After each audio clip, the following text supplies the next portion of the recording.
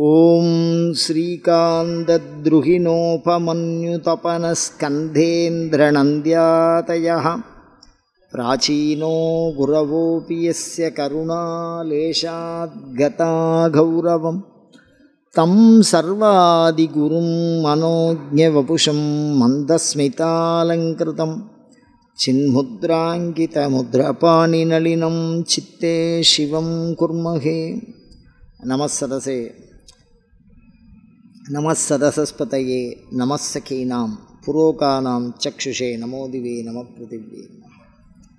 எல்லாம் வல்ல இறைவனுடைய பெருங்கருணையினாலே 452வது வார வளமான வாழ்விற்கு வழிபாட்டு சிந்தனைகள் தொடர் சொற்பொழிவு நிகழ்ச்சியில் ஆத்மசப்த விசாரம் பண்ணுறோம். நம்மை நாம் அறிவோம், இதெல்லாம் பார்த்துருவோம். இப்போது கேவலாத்மா அப்படின்னு ஆத்மாவினுடைய வகைகளை பார்த்துன்னு வரோம். ஒவ்வொரு சமயமும் அதனுடைய நோக்கில் ஆன்மாவை பற்றி விசாரம் பண்ணியிருக்கு.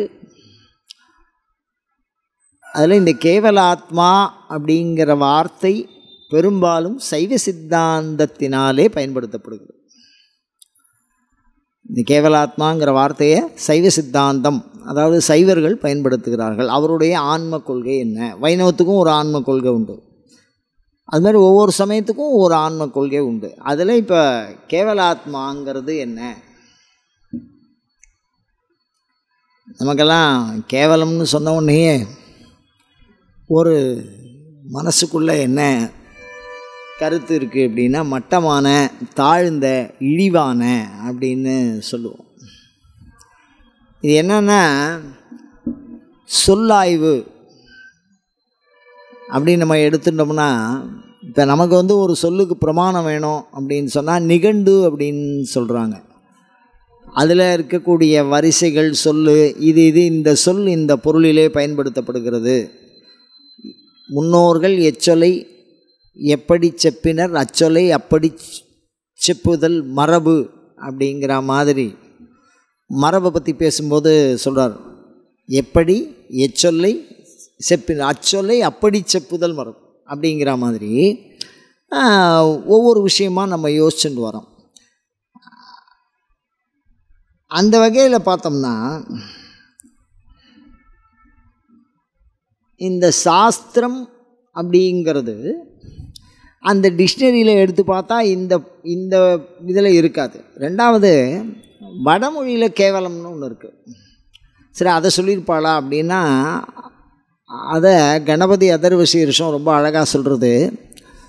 துவமேவ கேவலம் கர்த்தாசி துவமேவ கேவலம் தர்த்தாசி துவமேவ கேவலம் ஹர்த்தாசி அப்படின்லாம் இந்த கேவலம்ங்கிற வார்த்தை வடமொழியில் இருக்குது. இது ஒரு வட சொல்லாக நாம் எடுத்துக்கலாம். அப்படி எடுத்துட்டா நீ மட்டுமே படைப்பவன். துமேவ கேவலம் அப்படின்னா பகவானால் மாத்திரம்தான் படைக்கக்கூடிய பண்பு இருக்குது அப்படின்னு அதர்வசீர்ஷம் வேதாந்தம் அந்த கருத்தை. அந்த இடத்துல இப்போ நம்ம வேதாந்த நோக்கில் பார்க்கல, அந்த கேவலம்ங்கிற வார்த்தையை இலக்கியங்கள் எப்படி பயன்படுத்தியிருக்கு, கேவலாத்மான நீங்கள் எப்படி சொல்கிறேள் அப்படிங்கிற ஒரு விஷயத்தை நம்ம ஆய்வு பண்ணுறதுக்காக பார்க்கணும். சொல்லாய்வுன்னு சொல்லுவாள். இப்போ இந்த சொல் இப்படி வந்திருக்கு. இப்போ எல்லை நொய்த்தலினாலே எண்ணெய் என்பது பெயர். எல்லை நொய்த்தல், எல் நொய், எள்ளுங்கிறது ஒரு தானியம், அதை நொய்த்தல் அப்படின்னா கசக்கி புழியறது. அப்படி நொய்த்தலினாலே தோன்றுவது எல் ப்ளஸ் நெய் எண்ணெய்னு. இப்போ என்ன ஆகிப்போச்சு, காலப்போக்கில் கல்லெண்ணெய், நல்லெண்ணெய், இழுப்பெண்ணெய் அப்படின்னு எண்ணெய்ங்கிறது ஒரு பொது பெயராகிடுது. எள்ளுக்கு உண்டான பேர் எல்லையை நொய்த்தலினாலே ஏற்படுகிற எண்ணெயினாலே தோன்றுகிறோம். இழுப்ப மரத்துலேருந்து ஒரு விதை இருக்குது, அதுலேருந்து எண்ணெய் எடுக்கிறா. தேங்காய் இருக்குது, அதுலேருந்து எண்ணெய் எடுக்கிறா. இப்போ அந்த பொருள் எல்லாம் இல்லாமல் இந்த எண்ணெய்ங்கிறது ஒரு பொது பொருளாக ஆகிவிட்டது. அதனுடைய தோற்றம் வேறு மாதிரி இருக்குது. இப்போ நிருத்தம் அப்படின்னு ஒரு சாஸ்திரம், அது இந்த சொல்லுக்கு என்ன பொருள், வேதத்தில் இந்த சப்தம் இப்படி பயன்படுத்தியிருக்கா அப்படின்னு அவர் ஒரு லிஸ்ட்டு கொடுக்குறார். இந்த சொல்லை நீங்கள் இப்படி பயன்படுத்தக்கூடாது, இந்த சொல்லுக்கு இதான் பொருள் அப்படின்னு அவர் தனியாக சொல்கிறார். அப்படிலாம் பார்க்குற பொழுது இந்த கேவலாத்மா அப்படிங்கிறத நம்ம வந்து சைவ சித்தாந்தம் சொல்லுகிற ஆன்மாவை பற்றிய ஒரு வகைகளிலே இது ஒன்று. சைவ சித்தாந்தம் ஆன்மாவை பற்றிய 3 விஷயங்களை பேசுகிறது. நான் சொல்கிறது சைவ சித்தாந்தம் அப்படின்னா முன்னாடி சைவம் சேர்த்தா அதுக்கு ஒரு அர்த்தம். வெறும் சித்தாந்தம்னா ஆகமம். ஆகமத்தை சித்தாந்தம் என்று சொல்லுவது மரபாக இருக்கிறது. ஆகமத்திலே இந்த சொல்லியிருக்கு, சித்தாந்தாத் பரதரம் நாஸ்தி. காமிகாகமத்தில் இந்த வார்த்தை இருக்குது. அதுக்கு மேலே சாஸ்திரம் இல்லை அப்படின்னு சொல்லியிருக்கா. அப்போ ஆகமத்தை சித்தாந்தம்னு சொல்கிற வழக்கம் இருக்குது. அதுக்கு முன்னாடி சைவம் எதுக்கு சேர்த்தாங்க அப்படிங்கிறது கொஞ்சம் யோசனையாக இருக்குது.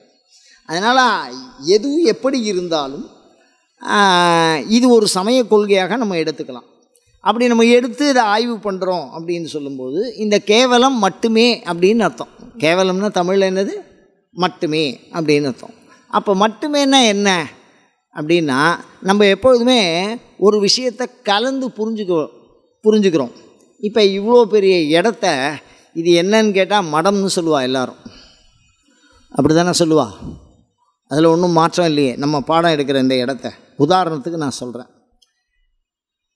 இப்போ இதை வந்து நம்ம ஆய்வு பண்ணுறோம் அப்படின்னு சொன்னால் மட்டச்சாத்திர அதிநிலையே அப்படின்னா என்ன? மாணவர்கள் சார்ந்து வேத விசாரம், அதாவது ஆத்ம விசாரம் பண்ணுற இடம், இல்லை சமய கல்வியை பயிலும் இடத்திற்கு மடம் என்று பெயர் அப்படின்னு அங்கே துறவியர்கள் தலைவர்களாக இருப்பார்கள் அப்படின்னு நம்ம மனசுக்குள்ளே அந்த கருதுகோள் உருவாகிறது. அந்த மாதிரி இதை மேலும் ஒரு நாள் ஆய்வு பண்ணுறோம் அப்படின்னு சொன்னால் இந்த மடத்தில் என்ன இருக்கும்? இப்போ கோயிலில் சாமி இருக்கும், ஹாஸ்பிட்டலில் 4 பெட்டு போட்டு வச்சுருப்பான், நம்ம வந்து காய்கறி கடைக்கு போனால் கத்திரிக்காய் உருளைக்கிழங்கு வச்சுருப்பான், எடை மிஷின் இருக்கும், கேஷ் வாங்கி போடுறதுக்கு ஒரு பகுதி இருக்கும், அதெல்லாம் இருக்கும். அந்த மாதிரி இந்த இடத்துக்குள்ளே போனால் என்ன இருக்கும் அப்படின்னு நம்ம பார்த்தோம்னா ஒரு பெரிய ஒரு கட்டிடத்தை நாம் பார்க்குறோம். அப்படி தானே? இது ஒரு பெரிய கட்டிடமாக இருக்குது. இந்த கட்டிடத்தில் யாரோ வராங்க, அவங்க பாடம் நடத்துகிறாங்க, ஏதோ ஒரு சமய கருத்துக்களை சொல்கிறாங்க, அதை கேட்குறதுக்கு 4 பேர் வச்சுட்டுருக்காங்க. அந்த மாதிரி சூழலை உருவாக்குவதாக இந்த இடம் அமைக்கப்பட்டிருக்கிறது. ஒரு 10 பேர் உட்காந்து சொல்கிற அளவுக்கு ஒரு மைக்கு வச்சு இந்த இடத்த உற்பத்தி பண்ணலாம். மேலும் இந்த இடத்த ஆய்வு பண்ணுறோம் அப்படின்னு சொன்னால் இதை செங்கல், சிமெண்ட்டு, மணல் அப்படின்னு யாராவது சொல்லுவாளா? இந்த கட்டடத்தை பார்த்துட்டு யாராவது செங்கல், சிமெண்ட்டு, மணல்னு சொல்லுவாளா? இது இல்லாமல் இந்த கட்டடம் உருவாகிருக்கா? செங்கல், மணல் அப்படின்னு இதை உருவாகிருக்கா? உருவாக முடியாது. ஆனால் அதெல்லாம் வச்சுன்னு தான் சொல்கிறா. ஆனால் அந்த எண்ணம் நம்மக்குள்ளே உற்பத்தி ஆகலை. அப்படி தானே? ஒரு இடத்தினுடைய அமைப்பு அந்த மாதிரி ஒரு சொல்ல சாஸ்திரம் ஒரு விதமாக பயன்படுத்துறது, உலகியல் பொருள் ஒரு விதமாக இருக்குது. நம்ம மனசு என்ன புரிஞ்சுக்கிறதோ, என்னது நம்ம மனசு என்ன புரிஞ்சுக்கிறதோ அதுதான் அர்த்தம். அதுதான் பெரிய தொந்தரவு. அர்த்தங்கிறதுல இருன்னு ஒரு எழுத்து இருக்குது, இரு. அந்த அர்த்தத்துக்கு வியாக்கியானம் சொல்லும்போது, அதாவது பரவும் வரை அப்படின்னு அர்த்தம். அதுக்கு இர் அப்படின்னு ஒரு தாத்து இருக்குது. அதுக்கு என்ன சொல்கிறோம்? பரவும் வரை. எதுவரை பரவி இருக்கிறதோ அதுவரை அந்த பொருளை நாம் உணர்ந்து கொள்வோம். ஒரு சின்ன பையன், அவன் 4 வயசாகிறது, அவன் அப்பாவுக்கு சாமி கும்பிட போகிறான். இது சிவன் சன்னதிப்பா அப்படின்னா, அப்பா சிவன்பா. நான் எங்கேயாவது போஸ்டரில் சிவனை பார்த்தா கூட என்னது அப்பா சிவன்பா அப்படின்னு அவன் சொல்லுவான். அவ்வளோதான். அவன் சிவனை நேரடியாக பார்த்துருக்கான்னு நீங்கள் நினைக்கக்கூடாது. நீங்கள் அவனுக்கு சொல்லி கொடுத்தீங்க. அந்த சிலையை அவன் எங்கே இருந்தாலும் என்ன சொல்கிறான்? அதனால் சைவ சித்தாந்த ஞானின்னு முடிவு பண்ணலாமா அவனை? சரி. அதுக்கு அடுத்தபடியாக நம்ம கோயிலுக்கு போய் தரிசனம்லாம் பண்ணுறோம். சில கோயிலை பற்றி நமக்கு தெரியும். இது அம்மன் கோயில், இது சிவன் கோயில், வேறு வேறு சமய கோயில்களை பற்றி இது அப்படின்னு நம்ம முடிவு பண்ணுறோம். அப்போ அதை பற்றின நம்மளுடைய அர்த்தம் எப்படி இருக்குது? எந்த அளவுக்கு அது கூட பழக்கம் இருக்கோ அந்த அளவுக்கு என்னது அது கூட அர்த்தம் நம்மளுடைய இதயம் எடுத்துக்கிறது. அதனால தான் எதுவரை பரவி இருக்கிறதோ, எதுவரை உமக்கு அந்த சப்தத்தோட பரிச்சயம் இருக்கோ, எந்த நோக்கில் பரிச்சயம் இருக்கோ, பரிச்சயங்கிறது வேறு வேறு நோக்கு, வெவ்வேறு நோக்கத்தில். வாசல்லேருந்து மடத்தை பார்த்தா வேறு விதமாக இருக்கும், இங்கேருந்து மடத்தை பார்த்தா வேறு விதமாக இருக்கும், இதனுடைய உள்ளார்ந்த செயல்பாடுகள் வேறு விதமாக இருக்கும். அப்படி தானே? இது வந்து சமய விஷயங்களை சொல்கிறது அப்படிங்கிற மாதிரி நம்ம சொல்கிற மாதிரி. அப்போ கொஞ்சம் கொஞ்சமாக உள்ளே போக போக போக போக என்னவா இருது, அதனுடைய நுட்பம் பெருசாகிண்டே போகிறது. அந்த மாதிரி சைவம் தான் வகைப்படுத்துகிற ஆன்மாவின் இலக்கணத்தை சொல்லுகிற பொழுது இந்த கேவலம் என்ற சொல்லை வேறு விதமான அர்த்தத்தில் என்ன பயன்படுத்துது. அப்போ எந்த சாஸ்திரம் எந்த பொருளை சொல்ல வரதோ அந்த சாஸ்திரத்தில் என்ன சொல்லியிருக்குன்னு அந்த சாஸ்திரம் தான் அதை சொல்லும். அடுத்த சாஸ்திரம் அதுக்கு ஆப்போசிட்டாக கூட சொல்லும். என்னது, ஒரு சாஸ்திரத்தில் சரின்னு சொன்னது இன்னொரு சாஸ்திரத்தில் என்னென்ன ஆகும், வேறு கொள்கைங்கிற மாதிரி வரும். அதை நம்ம சொல்ல முடியாது. மதங்கள் பல்வேறு, சமயம் வழி, எங்கே போனாலும் கடவுள், அதெல்லாம் நாம் வந்து அந்த விஷயத்தை நம்ம இங்கே பேசலை. நம்ம ஆத்மாவை பற்றி விசாரம் பண்ணுறோம். அதில் சைவ சமயமும் ஆன்மாவை பற்றி பேசுகிறது. அப்படி பேசும்போது கேவலாத்மான்னு ஒரு ஆத்மாவை சொல்கிறது. சைவ சித்தாந்தம் குறிப்பிடும் ஆன்ம வகைகளிலே ஒன்று இந்த கேவலாத்மாங்கிறது. ஏன் இந்த கேவலம்ங்கிற வார்த்தையை பயன்படுத்தி சொல்கிறான்னா, இதுக்கு முன்னாடி ஒரு ஆன்மாவை சொல்கிறா. அந்த ஆன்ம வகையில் சகலாத்மா, என்னது சகலாத்மா அப்படின்னு ஒரு ஆத்மாவை என்ன பண்ணியிருக்காங்க, அவங்க கோட் பண்ணியிருக்காங்க. சகலாத்மா கேவலாத்மா அப்படின்னு ரெண்டாக பிரியுது. அதுக்கப்புறம் இன்னும் கொஞ்சம் அப்படி விசாரம் பண்ணுறோம், இந்த ஆத்மாவை பற்றி கொஞ்சம் விசாரம் பண்ணுறோம் அப்படின்னு சொன்னால், இன்னும் ஒரு ஸ்டெப்பு போனால் முக்தாத்மா, அதாவது ஜீவன் முக்தி அடைந்தவர்கள், அதாவது முக்தியை பற்றி சொல்லும்போது முக்தியில் ஆன்மாவனுடைய நிலை என்னவா இருக்குது அப்படின்னு ஒரு விதமாக தனியாக விளக்கம் சொல்லியிருக்காங்க. அதுக்கு அணைந்தோர் தன்மை அப்படின்னு பேர். ஒரு ஆத்ம ஞானத்தை அடையிறதுக்கு முன்னாடி எப்படி இருந்தால், அடைஞ்சதுக்கு அப்புறம் எப்படி இருந்தால், அடைஞ்சதுக்கு பின்னாடி என்ன மாதிரி ஒரு பண்பு அவருக்கு இருக்குது அப்படிங்கிறதெல்லாம் பிரித்து சொல்லியிருக்காங்க. அப்படி சொல்லும்பொழுது அதில் முதல் நிலையில் இருக்கிறது தான் கேவலாத்மான்னு சொல்கிறாங்க. அதுக்கப்புறம் சகலாத்மா அப்படிங்கிறது நான் சொல்கிறது ஒரு நோக்கு. சைவ சித்தாந்தத்துக்கு பல நோக்கு இருக்குது, பல சாஸ்திரங்கள் அதில் சொல்லியிருக்கு. இதில் குறிப்பாக ஆகமம் சிவாகமங்களை மட்டுமே மையப்படுத்தி நான் பேசுகிறேன். வேறு சாஸ்திரங்களுக்குள்ளே நான் பிரவேசம் பண்ணலை. ஏன்னா இந்த ஆன்மாவினுடைய வகையை நம்ம பார்த்துட்டுருக்கோம். அதுக்காக நான் அவளை வரையறுத்து சொல்கிறேன். இப்போதைக்கு நான் பேசுகிறது இந்த சாப்டர் மாத்திரம்தான் அப்படின்னு மாத்திரம்தான் நம்ம பேசுகிறோம். அதுக்கப்புறம் பார்த்தா வரைவிலாது போகும். அங்கே சொல்லியிருக்கு, இங்கே சொல்லியிருக்கு, அங்கே சொல்லியிருக்கு, அந்த விஷயத்துக்கெல்லாம் போகல. கேவலாத்மான்னு ஒரு விஷயம் சைவ சித்தாந்தத்தில் பயன்படுத்தியிருக்கா, அதை நம்ம சொல்ல போகிறோம். அதை ஒன்றையும் நம்ம சிந்திக்க போகிறோம். அப்போ சைவ சித்தாந்தம் மூவகை ஆன்மாவை என்ன சொல்லுது. அதுக்குள்ளே பல பிரிவுகளை வச்சுருக்கு. என்ன அப்படின்னா, கேவலாத்மான்னு ஒரு ஆத்மாவை சொல்கிறது, சகலாத்மான்னு ஒரு ஆத்மாவை சொல்கிறது, முக்தாத்மா அப்படின்னு. அதாவது முக்தாத்மானா அணைந்தோர் தன்மை தனியாக சொல்லாமல் இறைவனோடு அந்த ஆன்மா சேரும்போது சைவத்தின் பயனாக அந்த ஆன்மா அடைகிற நன்மை என்ன அப்படின்னு பூரணமாக விசாரம் பண்ணும்போது அந்த முக்தாத்மாவை பற்றி மெதுவாக வர்றதுக்கு என்ன வாய்ப்பு இருக்குது. அதனால் அதை ஒரு வகையாக சொல்லலை. சரி, இப்போ நம்ம கேவலாத்மான்னு என்ன சொல்கிறோம் அப்படின்னு சொன்னால், இறைவன் அருள் செய்யாத நிலையில், நம்ம இதுக்கு முன்னாடி பார்த்தோம், கடவுளே ஒத்துக்காத வெறும் ஆன்ம கொள்கை இருக்குது, அப்படி தானே? ஏன்னா அதனால தான் கொஞ்சம் கொஞ்சமாக பார்த்துன்னு வரேன். நான் கடவுள்னே ஒன்று கிடையாது அப்படிங்கிற சமயம்லாம் பார்த்துட்டு வந்துட்டோம். அப்படி பார்த்துன்னு வரும்போதே அந்த கொள்கை இதில் பொருத்தக்கூடாது.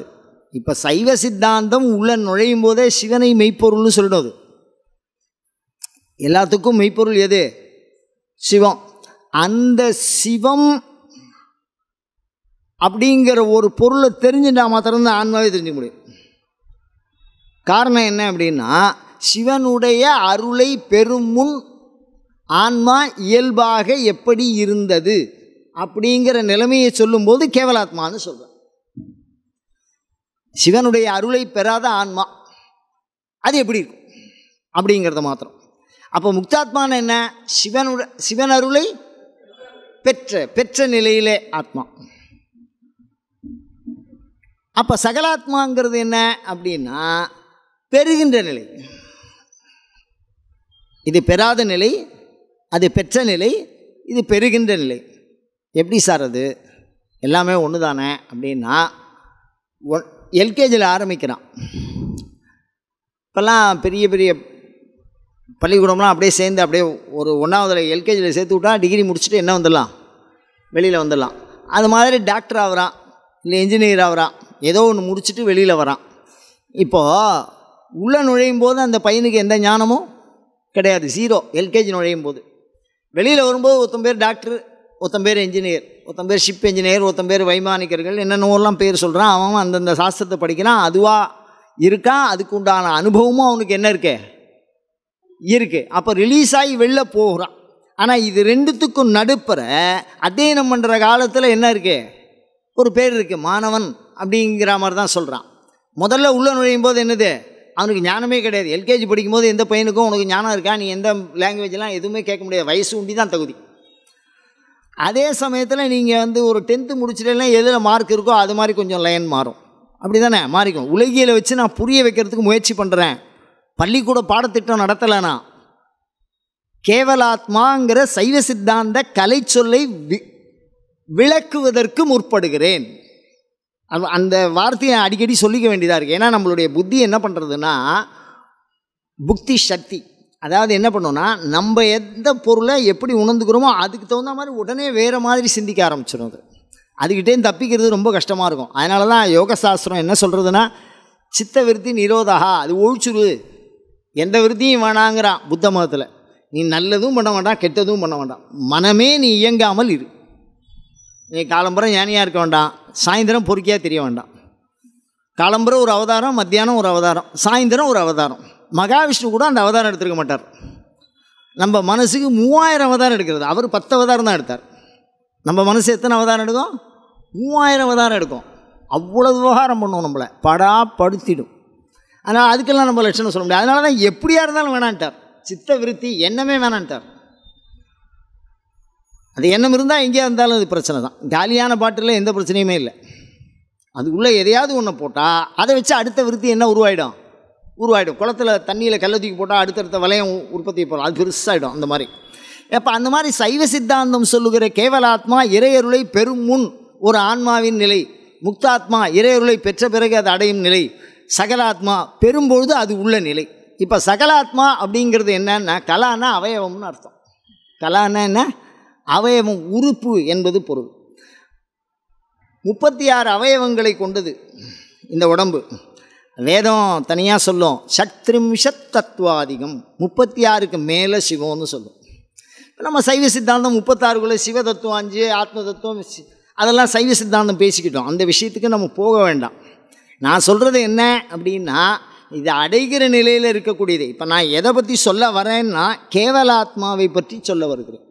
ஏன்னா சகலாத்மா அப்படின்னு சொன்னால் அது உடலை பற்றி எல்லா குறிப்பும் வருது. அது எந்த உடலை எடுத்துக்குதுங்கிற பிரச்சனை உற்பத்தி ஆகுது. இந்த உடல் எடுப்பதற்கு முன், அப்போ நான் பேசுகிறது எதை பற்றி இந்த கேவலாத்மானா நான் பேசுகிறோன்னா, பிறப்பதற்கு முன் நான் எங்கிருந்தேன், அதான் முதல் விஷயம். இறந்த பின் நான் எங்கு செல்வேன், அதுக்கு இடையில பூந்தாதான் கேவலாத்ம விசாரம் வரும். இந்த சகலாத்ம விசாரம் நம்ம பண்ணலை, அது ஒரு நாளைக்கு தனியாக பேசணும். இப்போ கேவலாத்மா அப்படிங்கிற வார்த்தையை சைவ சித்தாந்தம் எந்த நோக்கிலே பயன்படுத்துகிறது, குறிப்பாக சைவ ஆகமங்கள். அது ஆன்மாவை பற்றி பேசும்போது மாத்திரம் என்ன சொல்கிறது அப்படின்னு சொன்னால், பிறப்பதற்கு முன் இறந்ததற்கு பின். ஏன்னா சகலம் இருக்கக்கூடாது, அது உடம்பில் என்ன இருக்கக்கூடாது, உடம்புன்னு ஒன்று ஆன்மாவுக்கு இருக்கக்கூடாது. அப்படி இருக்கிற விஷயம்லாம் உங்களுக்கெல்லாம் யார் சொன்னால், அதுக்கெல்லாம் என்ன பிரமாணம், என்ன வச்சிருக்கள் அப்படின்னு கேட்டால், இறந்த பிறகு செய்யப்படுகிற சடங்குகளில் தான் இந்த ஆன்மாவை பற்றி விளக்கம் சொல்லியிருக்காங்க. இறந்த பிறகு செய்யப்படும் சடங்குகளை 2ஆக பிரிக்கும் வேதம், ஆகமங்கள். இது சைவிகம் வைதிகம்னு பிரிக்கும். சைவ தொடர்பானது, வைதிகம் அப்படின்னா ஆன்மா தொடர்ந்து. வித்து வேதுன்னா அறிதல், உடலிலே அறிகின்ற வஸ்துவை பற்றிய ஞானம் அது தனியாக, இயக்கின்ற வஸ்துவை பற்றிய ஞானம்ங்கிறது தனி. இப்போ இந்த இயக்கிற வசுவை பற்றி பின்னாடி தான் படிக்கணும், ஒன்றோட ஒன்று பின்னின்னு இருக்குது. இதை பற்றி தெரியும்போது அந்த சப்ஜெக்ட் வரும், அதை பற்றி தெரியும்போது இந்த சப்ஜெக்ட் இருக்கும். அதை நம்ம தனியாக பிரித்து எடுக்கிறதே ரொம்ப கஷ்டமாக இருக்குது. இப்போ கேவலாத்மாங்கிறது என்னன்னா உடலற்ற வெறும் ஆன்மா.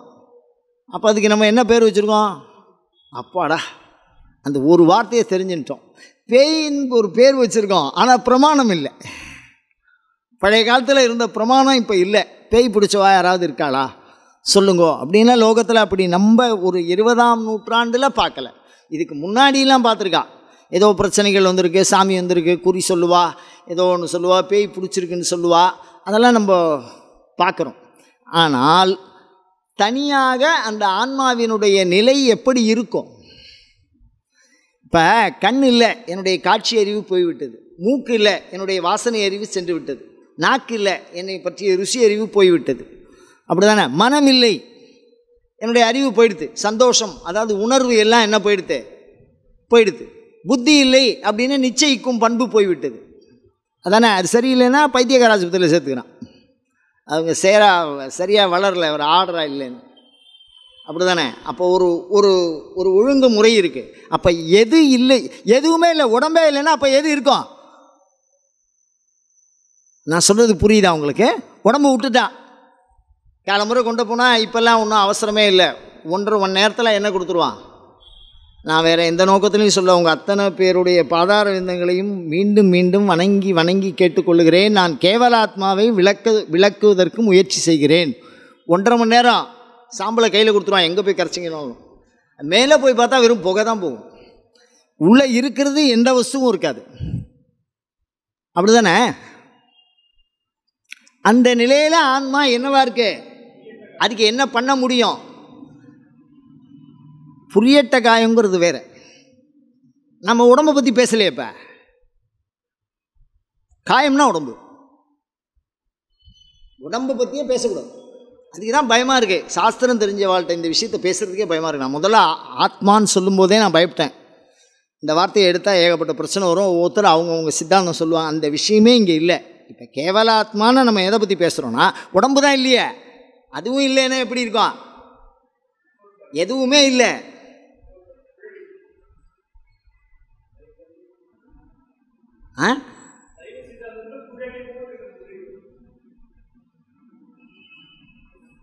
குழவி போல்னா எப்படி சொல்கிறீங்க? குழவியை ஒரு வண்டு தானே சொல்கிறீங்க. அப்போ வண்டுன்னு சொன்னால் அதுவும் ஒரு சரீரம் தானே, காத்திரம் தானே. திருப்பியும் அதுவே தானே உதாரணம் சொல்கிறீங்க. நான் விளக்கம் சொல்கிறேன்னா அதே வார்த்தையை திருப்பி சொல்கிற மாதிரியாவது.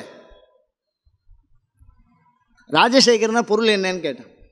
ராஜசேகர் அப்படின்னு சொல்கிற மாதிரி அது. அதை எப்படி ஒத்துக்க முடியும்? உடம்பு இல்லை, எந்த உடம்புமே கிடையாது, அப்புறம் என்ன புரியட்ட காயம்?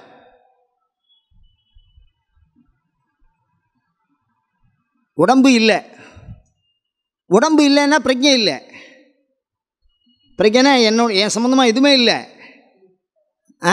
அப்போ அதுக்கு எப்படி நீங்கள் கொடுக்கறது போகும்? அது எதுவாக இருக்குது? சிரார்த்தம் பண்ணுறோம். சிரார்த்தங்கிற விஷயம் இதில் தான் ஆரம்பிக்கிறது. சடங்குகளை 2ஆக பிரிப்பான், பூர்வம் அப்புறம். உயிரோடு இருக்கும்போது பண்ணுறது கல்யாணம், குழந்தை பிறந்தா பேர் வைக்கிறது, திரண்டா அப்புறம் கல்யாணம் பண்ணுறது, அதுக்கெல்லாம் பேர் வச்சுருக்கோம். செத்துட்டா என்ன பண்ணுறது? உடம்பை விட்டுட்டான். அதுக்கப்புறம் என்ன பண்ணுறோம்? அது மாத்திரம்தான் ஆத்ம விசாரம். அந்த இறந்ததுக்கு அப்புறம் அவனை கொண்டு போய் சுபஸ்வீகரணம்னு சொல்கிறதே தீட்டு போகிறதுக்கு தான். மீண்டும் ஒரு நல்லது அவன் இடத்துக்கு வரணும். சுபஸ்வீகரணம்னா வாழ்கிறவனுக்கு அது அந்த கர்மா, வாழ்கிறவனுக்கு சௌக்கியமாக இருக்கிறது. கர்மா பண்ணுறதுனால என்ன பிரயோஜனம்? ஆள் இருந்தால் நீ அட்ரஸுக்கு அனுப்பி வைக்கலாம். அப்போ அது எதுவாக இருக்கும்? அதுக்கு என்ன ஸ்வரூபம்? அப்படிங்கிறத தான் இந்த கேவலாத்மா பேசுகிறது. இந்த கேவலாத்மானா என்ன சொல்கிறது அப்படின்னா, எந்த வடிவமும் அதுக்கு கிடையாது. சரி, கிடையாது அப்படிங்கிற பொருளை இல்லைன்னு சொல்லிட்டு போ, எப்படி லட்சணம் சொல்லுவேன்? ஒரு பொருளே இல்லை அப்படின்னு சொன்னால் அதுக்கு எப்படி லட்சணம் உருவாகும்?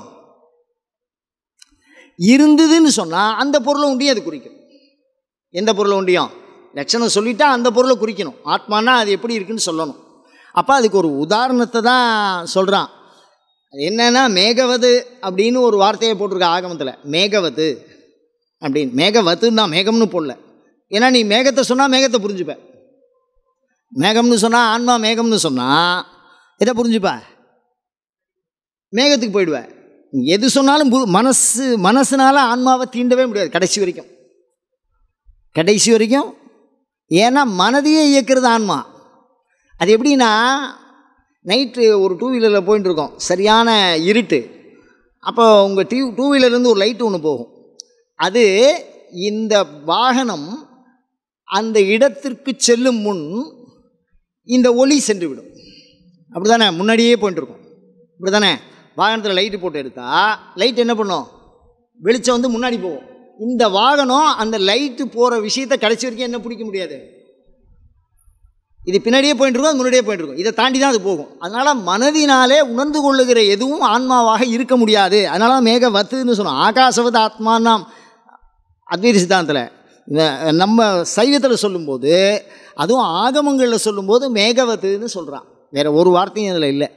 அப்போ மேகவத்துன்னா என்ன அப்படின்னா, மேகத்தை வச்சு நம்ம நீளமாக இருக்குதுன்னு புரிஞ்சுக்குவோமா, இல்லை வெள்ளையாக இருக்குதுன்னு புரிஞ்சுக்குவோமா, இல்லை கருப்பாக இருக்குதுன்னு புரிஞ்சுக்குவோமா, அதுக்கு வடிவம் உண்டுன்னு புரிஞ்சுக்குவோமா? என்ன மாதிரி கொண்டு வர்றது இருக்குது மேகவத்துனா? எந்த நோக்கத்தில் அதை சொல்கிறார் அப்படின்னா, இந்த மேகத்துக்குங்கிறது ஒரு குறிப்பிட்ட வடிவம் எதுவும் இல்லை. ஆனால் ஒரு குதிரை மாதிரியோ, பெரிய பெரிய பஞ்சு மாதிரியோ, கடல் அலை மாதிரியோ அப்பப்போ பல வடிவத்தை அது என்ன பண்ணுது? எடுத்துக்குது. இந்த மேகம் இங்கேருந்து இங்கே நகர்ந்து தனியாக இருக்கும். அப்படி நகர்றத நம்ம பார்க்குறோம். ஆனால் அதுக்கு எந்த வடிவமும் இல்லை, அப்படி தானே? அந்த மாதிரி ஒரு வடிவம். சரி, அப்படி இருக்கே அப்படின்னு சொன்னால், அந்த மேகவத்துன்னு சொன்னால் இது முதல் விஷயம். ஏன்னா அதோட ஷேப் எதுவும் இல்லை, அதனால் அவயவங்கள்லாம் நீங்கி இருக்குது. அது இருக்கா அப்படின்னு கேட்டால், அதுக்கு உள்ள ஒரு பண்பு இருக்கா அப்படின்னு கேட்டால், இப்போ நம்ம ஏரோப்ளைன்லாம் போகிறது அப்படியே மேகத்து உள்ளே போகிறதா இல்லையா? அப்போ அது தட வஸ்துவாக இருந்தால் தடுத்து வந்துடும், அப்படி தானே? எதையாவது உள்ளே தடுக்கிற வஸ்து இருந்தால் என்னவாயிடும்? தடுத்துரும். ஆனால் மேகத்து உள்ளே பூந்து என்ன போகிறது. அப்போ அதை வடிவம்னு சொல்லல. அது உள்ள ஒரு வஸ்து போயிட்டு வெளியில் வருது. அப்போ உள்ளே எப்படி இருக்குது? காலியான இடமா இருக்குது. சரி, காலியான இடமா இருக்குது அப்படின்னு நாம் சொல்லிட்டா, ஒரு சின்ன காற்றடிச்சா கருத்துக்குது, அப்படி தானே? கருத்துக்குதா? கருத்துண்டு எல்லா தண்ணியும் மேலேருந்து கீழே வருதா வரலையா? நான் ஒன்றும் சொல்லலை. ஒரு 1000 லிட்டர் தண்ணியை இந்த பில்டிங்லேருந்து அந்த பில்டிங்க்கு நம்ம ஒரே ஆளையே எடுத்துகிட்டு போகும்போது தெரியும். அந்த 1000 லிட்டர் தண்ணியை தூக்கின்னு போனால் குடத்துக்குள்ளே தூக்கின்னு போகணும் நம்ம, அப்படி தானே? குடமாக தூக்கின்னு போகணும், அப்படி தானே? ஒரு 2000 வருஷத்துக்கு முன்னாடி. ஏன்னா இதை எழுதின 2000-3000 வருஷத்துக்கு முன்னாடி இருக்கும். சுவாமியே எழுதினாருன்னு தான் சொல்கிறோம். அது வெளிப்பட்டதுன்னு சொல்லணும். அப்படி சொன்னால் அப்போ வந்து இங்கேருந்து அங்கே போனால் இந்த பைப் லைன்லாம் அப்போ என்ன கிடையாது. இப்போ இங்கேருந்து அங்கே போகிறதுனா அது உள்ள அவ்வளோ வாட்டர் சோர்ஸ் அது சேர்த்து வச்சுருக்கு, அப்படியே கீழே கொட்டுறது எல்லாத்தையும் நம்ம பார்க்குறோம், அப்படி தானே? பிரளய காலத்தில் ஏற்படுற மேகம் சப்த மேகம்னு இருக்குங்கிறான். அந்த பிரளய கால மேகம் மழை பெஞ்சா, வைணவத்தில் இது ஒரு சம்பிரதாயம், மழையினால் உலகம் அழியும். வைணவத்தில் பல பிரிவு இருக்குது. அதில் ஒரு பிரிவு எதை பற்றி சொல்கிறது? பிரளய கால மேகம்னு சொல்கிறான். அப்போ எல்லாத்தையுமே மழை பெஞ்சா அழிச்சிடும். அப்போ அவ்வளோ தண்ணி எங்கே இருக்கு? மேகத்தில் இருக்குது. அப்போ தண்ணிங்கிற ஒரு வஸ்து அதில் இருக்கா இல்லையா? ஆகாசம் இருக்கா இல்லையா? வடிவம் இருக்கா இல்லையா? இது எல்லாத்துக்கும் மேலே ஒன்றோட ஒன்று மோதும் போது ஒரு சப்தம் உருவாருது. பிருத்திவிசாரமாக இருக்கிற பொருள்லேருந்து தான் நீங்கள் ஒரு சப்தத்தை உற்பத்தி பண்ண முடியும், அப்படி தானே? எப்படி இடி இருக்கே, அப்போ ஏதோ ஒரு சாரம் அங்கே என்ன இருக்குது, அதில் இருக்குது. அதோடு மாத்திரம் இல்லாமல் கண்ணுக்கு தெரிகிற மின்னல் மாதிரி ஒரு பேராற்றல் அது உள்ளே இருக்குது. ஒரு நொடி தான் அதானே? மின்னுதல்ல தூரத்தில் இருந்து அருகாமையில் தோன்றுவதுன்னு அர்த்தம். நிருத்தக்காரன் அதுக்கு வியாக்கியானம் சொல்லும்போது, மின்னுதல்ல என்ன அர்த்தம்? தூரத்தில் இருக்கே. மேகம் எங்கே இருக்கே, நாம் எங்கே இருக்கோம்? ஒரு 3000 வருஷத்துக்கு முன்னாடி இந்த வார்த்தையை கவனித்து பாருங்கள். இப்போ நம்ம மேகத்திலே பயணம் பண்ணுவோம், சந்திரமண்டலத்துக்கே போயிட்டு வந்துடுவோம். ஆனால் அப்போ உள்ளவன் எப்படி யோசிச்சிருக்கான் பாருங்கள். மின்னலுக்கு பேர் வைக்கும்போது இவன் தரையில் இருக்கான், அது ஆகாசத்தில் இருக்குது. அப்படி ஒரு நிமிஷம்தான், அந்த ஒரே நொடி கீழே விழுந்து இறந்தவங்களாம் எத்தனையோ பேர் இருக்கான், அந்த மின்னல் தாக்கி இறந்தவங்களாம். இப்போ தூரத்தில் இருந்து மிக அருகாமையில் மிக விரைவில் தோன்றுவது மிக பேராற்றல் மிக்கது, அப்படி தானே? அப்போ அது உள்ள மின்னல் இருக்கா இல்லையா? வித்யுல்லே கேவ பாஸ்வரா ரொம்ப அழகாக சொல்கிறான். மின்னாயிரம் கூடி ஒரு மெய்வடிவாகிங்கிறார் அபிராமி பட்டர். அப்படி தானே? மின்ன 1000 கூடி, ஒரு மின்னலே நம்மளால் தாக்க பிடிக்க முடியல, அது 1000 மின்னல் ஒன்றா சேர்ந்தன. அப்போ இந்த மேகவத ஆத்மாங்கிறது தான் கேவலாத்மான்னு சொல்கிறான். அப்போ இந்த மேகவத ஆத்மானா என்ன விஷயம் அப்படின்னா, தன்னுணர்வு ஏதும் இல்லாததாக இருக்குது. அது உள்ள அதுக்கு உண்டான கண்டென்ட் இருக்குது. என்ன கண்டென்ட்டு? பதிவுங்கிறதே இல்லை. ஏதோ ஒரு வஸ்து, அதை சூட்டி காட்ட முடியும், அவ்வளோதான் நம்ம செய்ய முடியும். அதுக்கு மேலே அதுக்கு எந்த விதமான பண்பும், தன்னைத்தான் அறியவில்லை, இந்த உலகத்தை அறியவில்லை, இறைவனையும் அது அறியவில்லை. அந்த ஆற்றல் அப்படியே இருக்குது. அது எப்படி இருக்குன்னா, நான் உதாரணத்துக்கு ஒரே ஒரு வார்த்தையை தான் சொல்லணும்னு ஆசைப்படுறேன். பீஜவத்து. பீஜவத்துன்னா என்ன? விதை, நவதானியம்னு சொல்கிற மூலியம், அதுதான் முதல் சம்ஸ்காரம், அங்குரார்ப்பண விதி அப்படின்னு மிக தெளிவாக சொல்லுவோம்.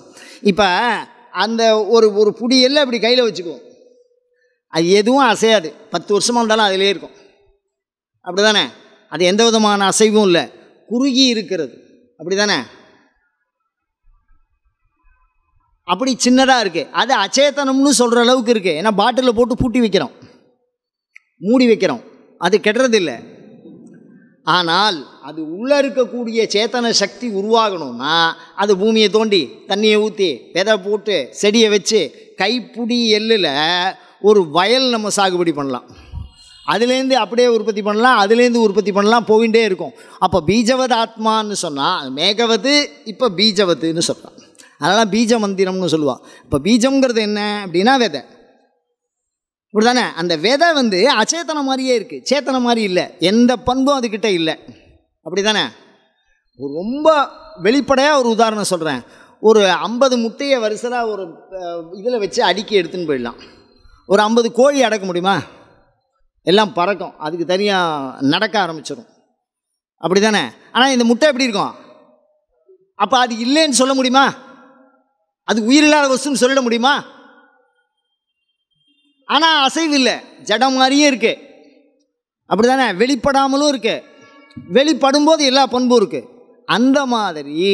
அந்த மாதிரி தன்னைத்தான் அறியாத நிலையில் அது இருக்கிற பொழுது அது பேர் என்னது? கேவலாத்மா. வேறு ஒன்றுமே இல்லை, அதுக்கு அதுவே தெரியல, அதுதான் பிரச்சனை. அப்படி தானே? கோழி குஞ்சே தனக்கு அதுக்கு காரணமாக இதுக்கு இந்த கூட்டுக்குள்ளே இருக்கோன்னு அந்த கோழி குஞ்சுக்கே தெரியாது. அப்படி தானே? அதுக்கு கண்ணு வந்தாலே வெளியில் வரும் உடைச்சுட்டு, கரு வந்தாலே வெளியில் உடைச்சின்னு வரணும். குழந்தைக்கு அம்மாவை தெரியுமான்னு கேட்டால் அதுக்கு கொஞ்சம் காலம் பிடிக்கும். கருவில் இருக்கும்போது என்ன தெரியாது. ஆக மொத்தம் அது இல்லைன்னு சொல்லாது. அவிபக்தா அவயவம் அப்படின்னு சொல்லுவோம். மிக அழகாக ஆகமும் அதை அழகாக சொல்லும். அவிபக்தா அவயவம் அப்படின்னா என்ன? விளங்கி தோன்றாத அவயவம். பிண்டாகாரம், ஒரு உருண்டையாக இருக்கும். அது உள்ளதான் கை இருக்குது, அது உள்ளதான் கால் இருக்குது, அது உள்ளதான் கருவி எல்லாம் இருக்குது. அது இல்லாமல் இந்த உடம்பு வரல. அதனால தான் போனதுக்கப்புறம் பிண்டம் பிடிச்சி வைக்கிறான். அதுக்கும் பிண்டம்னு தான் பேர். முதல்ல உருவாகிற அந்த கருவுக்கும் என்னன்னு பேர்? பிண்டம்னு தான் பேர். ஒரே வார்த்தை. அந்த வார்த்தை சொல்ல எவ்வளோ நுட்பமாக பயன்படுத்தியிருக்கான் பாருங்கள். உடல் விளங்கா நிலையிலும் பிண்டம். அப்போ ஆத்மாங்கிறது எப்படி மேகங்கிற வஸ்துவுக்கு எதுவும் செல்லாதோ, வடிவமும் செல்லாது, உருவமும் செல்லாது, ஆனால் அந்த வஸ்துங்கிறது இருக்கும். நம்மளால் செவிக்கு புலனாகிற இடியை கேட்குறோம், விழிக்கு புலனாகிற மின்னலை பார்க்குறோம், அதை தீண்டுகிறோம். குளிர்ச்சி இருக்குது, அதில் தண்ணியாக இருக்குது. அப்படியே வரும்போது அது என்னென்னவோ பண்ணுறது, அது வேறு விஷயம். அதுக்கு உள்ள ஆகாஷாத் வாயோர் அக்னிஹி, அக்னேர் ஆபஹா, ஆபஹ் பிருத்திவி ஓஷதயா. ரொம்ப வேதம் அழகாக சொல்லும். இந்த ஆன்மா மேலேருந்து அப்படியே கீழே இறங்கி வருதுங்கிறான். அது உணவு வழியாக உள்ளே போகிறது. ஓதனம்னா உணவு. அதனால் போனாலும் உணவு, வந்தாலும் உணவு. கோயிலில் வைக்கிறது அதான். பலிபீடத்து மேலே என்ன வைப்பான்? உருண்டை சாதம் வைப்பான். அதில் ஆரம்பிக்கும். ஆகமும் மிக அழகாக ஒரு விஷயத்தை சொல்லும். எங்கே ஆரம்பிக்கிறது, எங்கே முடிக்கிறது. இந்த சிருஷ்டி தத்துவத்தை மிக அழகாக சொல்லும். எந்த கோயிலில் போனாலும் திரை போட்டிருக்கும். அந்த திரை நீல கலரில் இருக்கணுங்கிறான். ஏற்கனவே கருப்பாக இருக்கும், லைட்டே இல்லை. 1000 வருஷத்துக்கு முன்னாடி திருக்கடையூர் கோயிலை யோசித்து பார்க்குறேன் நான். லைட்டே இல்லை, உள்ளே ஒரே ஒரு விளக்கு தான் எரியும். அதுக்கு முன்னாடி ஒரு நீல கலரில் திரை. அப்புறம் எப்படி தெரியும்? அதில் ஒரே ஒரு ஒளி உண்டியும் வரும், கைமணி. அதுதான் முதல் ஆகாசத்தினுடைய பண்பு. அதுக்கு அடுத்தது 2வது தூபம். அப்படியே அந்த நறுமணம் நம்ம முகத்தை அடையும். அப்படியே கொஞ்சம் புகை உருவாருது. அதுக்கு அடுத்த வடிவம். அதுக்கப்புறம் பிருத்திவி ஒரு சொட்டு ஜலத்தை எடுத்து கீழே விட்டு அந்த சுவாமிக்கு நைவேத்தியம் பண்ணுவோம். அதை நீங்கள் பார்க்க முடியாது, சுற்றி பார்க்குறத நீங்கள் பார்க்க முடியாது, அப்படிதானே? அதுக்கப்புறம் தீபம் காட்டும்போது திரையை விலைக்கு காட்டுவா, அப்போ தான் நீங்கள் சுவாமியை பார்க்கலாம், அப்படி தானே? அதை நகைத்திடுவா. அப்போது ஆகாஷாத் வாயோர் அக்னிஹி அக்னேர் ஆபஹா ஆப பிருத்திவி, அந்த பிருத்திவி அம்சமாக இருக்கிறது நைவேத்தியம். எவ்வளோ அழகாக காமிச்சிருக்கான் பாருங்கள் அந்த செயல்பாட்டில். இதெல்லாம் நம்ம சைவ சமயம் நோக்குகிற ஒரு எதை கூட முன்ன பண்ணாது பின்ன பண்ணாது, அவ்வளோ அழகாக அதை காமிச்சிருப்பா.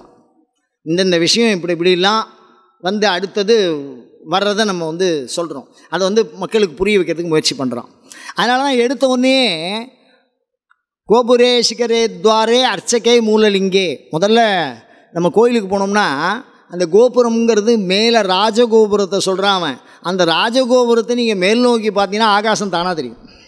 அந்த ஆகாசங்கிறது சூட்டலை, ஆகாசம் கோபுரம்னு சொல்லலை, ஆனால் கோபுரே சிகரே துவாரேன்னு சொல்கிறான் தரிசனம் பண்ணும்போது. அப்போ எடுத்தோடனே என்ன ஆகும்னா ஆகாசத்தை பார்க்கணும் நீங்கள், அதுலேருந்து உங்களுடைய எல்லா எண்ணமும் போயிடணும். ஆகாசத்தை பார்த்தா அங்கே நிர்பீஜமாக இருக்குது. நிர்பீஜம்னா என்ன? சூரியன் இருக்கிற ஆகாசம், சந்திரன், நட்சத்திரம், அது மாதிரி ஏதாவது நீங்கள் உங்களுக்கு தாட்டு வந்துடும். அந்த தாட்டும் என்ன வரக்கூடாது. அதனால் நிர்பீஜமாக இருக்கக்கூடிய ஆகாசத்தை பார்த்து அதுலேருந்து கோபுரம் பார்த்து அதுலேருந்து சிகரம் பார்த்து அப்படியே கீழே வரணும். கொஞ்சம் கொஞ்சமாக இறை எண்ணத்தை அதில் பதித்து இறை எண்ணத்தை தோற்றுவிக்கிறோம். அதனால் இந்த ஆன்மாங்கிறது கேவலாத்மாங்கிறது தன்னையும் அறியாத நிலையில் ஒரு மேகத்து உள்ளே இருக்கிறதா நம்ம சொல்கிறோம். அதனால தான் உத்கிரமணம் ஏகோத்திஷ்டம் அப்படின்னு சொல்லுவா. இறந்தவாளுக்கு கர்மா பண்ணும்போது அந்த இறந்தவாளுக்குன்னு ஒரு இலை போடுவா, அன்றைக்கி மாத்திரம் வேறு யாருக்கும் போட மாட்டான். பக்கத்தில் இருக்கிற தேவதையெல்லாம் வராது. அந்த ஆன்மாவை அழிச்சுன்னு போகிறதுக்கு தேவதையெல்லாம் சொல்லுவாள். அதுக்கு வைஸ்வதேவன் ஒரு விஷயம் இருக்குது, அது அந்த சாஸ்திரம் சார்ந்து மரபு சார்ந்து அந்த விஷயம்லாம் வச்சுருக்காங்க. நான் அதுக்குள்ளே ரொம்ப போகலை. நம்ம கேவலாத்மாவை பற்றி சிந்திக்கிறதுக்கு அது எப்படி இருக்குது அப்படின்னு சொன்னால் இறந்தவனுக்கு அதை சம்ஸ்காரத்தில் காட்டுறா. அதனால தான் சம்ஸ்காரங்கள்லாம் பண்ணாமல் இருக்கக்கூடாது. இறந்த சம்ஸ்காரம் பண்ணாமல் இருக்கக்கூடாது, கல்யாணம் பண்ணாமல் இருக்கக்கூடாது. வள்ளுவன் ரொம்ப அழகாக சொல்லுவான், கடவுளுக்கே ஒரு அதிகாரம் வச்சவன், ஒரு அதிகாரம் கடவுளுக்கு. அதில் தென்புலத்தார் தெய்வம் விருந்து ஒக்கள் தான் எனும் ஐம்புலத்தார் அவா ஓம்பல் தலை. தென்புலத்தார் முதல்ல பித்ரு தேவதையை சொல்லியிருக்கான், அதெல்லாம் யாரும் இல்லைன்னுலாம் சொல்ல முடியாது, புரியுதா? அப்போ தென்புலத்தார் அப்படின்னா அந்த இறப்பிற்கு பின் பிறப்பிற்கு முன் அவர்களுடைய நிலையை வைத்து அந்த வார்த்தையை சொல்கிறான் தென்புலத்தார்னு. அது இல்லாததும் இல்லை இருக்கிறதும் இல்லை.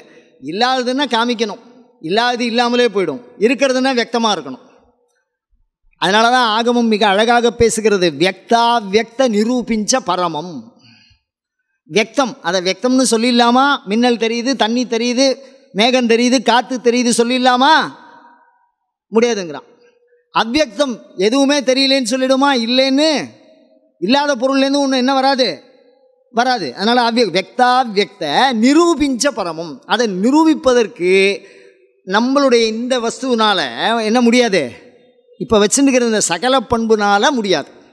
அது கூடுதலாக ஏதாவது ஒரு தேவதையோட அனுகிரகம் இருந்தால் மாத்திரம்தான் ஆன்ம பண்பையே தெரிஞ்சுக்க முடியும்.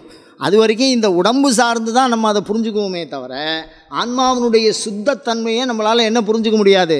அதனால தான் ஆத்மாவை பற்றி பேசும்போது எல்லாரும் என்ன சொல்லிவிட்டாங்கன்னா, எல்லாருமே அந்த காலத்தில் எப்படி வச்சுருந்துருக்கா முறை அப்படின்னா, ஆத்ம விசாரம் பண்ணுறான்னா சன்னியாசி வீட்டை விட்டு வெளில போயிடுவிட்டான். அது எப்படி வீட்டை விட்டு வெளியில் போ அப்படின்னா பரிவிராஜகன்னு பேர், போயிட்டே இருக்கிறவன்னு பேர். ஆத்மா வெளியில் போயிட்டு தன்னை புணத்தை தூக்கி வீட்டை விட்டு வெளில வச்சுருந்தா, இறந்துட்டா அந்த புணத்தை என்ன பண்ணிவிடுவோம்? இப்போ தான் ஏதோ வசதி கருதி உள்ளே வச்சுக்கிறான், என்னென்னவெல்லாம் பண்ணுறான். அந்த விஷயங்கள்லாம் நான் போகலை, அந்த நோக்கமும் எனக்கு இல்லை. நான் பேசுகிறது சைவ சித்தாந்தம், அதாவது குறிப்பாக ஆகமம். சைவ சித்தாந்தம் கூட சொல்லலை, வெறும் ஆகமம் சொல்லுகிற கேவலாத்மாங்கிறது எப்படி இருக்குது அப்படின்னா, உடம்பை விட்டுருத்து அப்படின்னா அது அந்த நிலைமையில் எப்படி இருக்கும் அப்படிங்கிறது தான். அதை கோயிலில் பைரவர் ரொம்ப அழகாக சொல்லியிருக்க, பூத பிரேத பிசாச்ச நாத வடுகம் க்ஷேத்ரஸ்ய பாலம் சிவம், இந்த 8 விதமான ஆன்ம நிலையை பேசுகிற வடிவம் பைரவருடைய வடிவம். இது ஒரு தியானத்தில் சொல்லிட்டு போயிடுவா, பூத பிரேத பிசாச்ச நாத வடுகம் க்ஷேத்ரஸ்ய பாலம் சிவம் அப்படின்னு ஒரே வார்த்தையில் முடிச்சிடுவான். இந்த பூதத்தை பற்றி சொல்லணுன்னா அதுக்கு தனி கிளாஸ் எடுக்கணும், பிரேதத்தை பற்றி சொல்லணுன்னா அதுக்கு தனியாக கிளாஸ் எடுக்கணும். பைசாச்சம்னு சொன்னால் அதுக்கு தனியாக கிளாஸ் எடுக்கணும். நாதம்னா அதுக்கு தனியாக கிளாஸ் எடுக்கணும். வடு அப்படின்னு சொன்னால் அதுக்கு தனியாக கிளாஸ். க்ஷேத்திர அப்படின்னா இதெல்லாமே உடம்பை குறிக்கும். க்ஷேத்திர கோயிலையும் குறிக்கும், உடம்பையும் குறிக்கும், ஆன்மாவையும் குறிக்கும். பாலகா ஆன்மாவையும் குறிக்கும், சரீரத்தையும் குறிக்கும். அந்த மாதிரி வார்த்தை அது. க்ஷேத்திரஸ்ய பாலம் சிவம். ஒரே ஒரு தியானத்துக்குள்ளே 8 மூர்த்தியும் அடக்கிட்டு போயிட்டான். எல்லாம் போய் அவர் உண்டி தான் இருக்கார். அதனால தான் சாவி அவர் கையில் கொடுக்குறோம். ஒரு சின்ன விஷயம் பாருங்கள். கோயில் பூஜையில் வழக்கில் ஆரம்பித்து பஞ்சபூதத்துலேருந்து ஆரம்பித்து அங்கே காமிச்சான். ஒடுக்கம் எங்கே கொடுக்குறான்? சாவியை பூட்டி கையில் கொடுத்துட்டான். சாவியை பூட்டி வீட்டுக்கு எடுத்துகிட்டு போகல, பாதுகாக்கலை சாமியை. யாவத் பூஜாவசானகம்னு தான் சொல்லுவான். பூஜை முடிக்கிற வரைக்கும் இங்கே அப்படிப்பான். பூஜை முடிஞ்சோன்னா சாமி என்ன ஆகிடும்? சொரூபத்துக்கு போய்டும். பூஜை முடியறதுக்குள்ளே கீழே வந்துடும். அப்போது அந்த மேகத்தை நான் தொட்டு விட முடியும், அது கருத்து மழையாக பெய்யும் போது. அந்த மேகத்தின் குரலை நான் கேட்க முடியும், ஒன்றோடு ஒன்று மேகம் மோதிக்கொள்ளும் பொழுது. அந்த மேகத்தை நான் பார்க்க முடியும், மின்னலை நான் காணுகிற பொழுது. அந்த மேகம் பேராற்றல் கொண்டது என்பதை உணர முடியும், அது ஒற்றனை தாக்கி அழிக்கும் பொழுது. அப்படி தானே? அது எல்லாமே அது வெளிப்பட்டால் தான் முடியும்.